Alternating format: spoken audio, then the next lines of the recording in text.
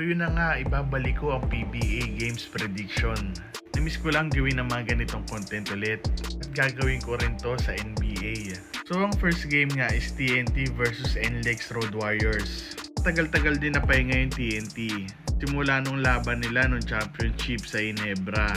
Well yung NLEX nakapaglaro na pero syempre napahinga din sila ngayong Holy Week. Pero para sa akin ang prediction ko mananalo is TNT. Feel ko madadala pa rin ng TNT yung momentum ng pagka-champion nila.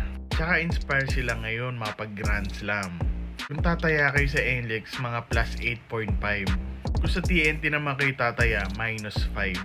Second game nga is Ginebra versus Terra Firma. Diyos ko, tinatanong pa ba yan? Siyempre, ang prediction ko mananalo dito ay Ginebra. Sigurado iba ang gigil ng Ginebra ngayon. Ikaw ba naman matalo ka sa Game 7 Championship? Yung Terra Firma Jeep, feeling ko tinatapos na lang nila tong season na to.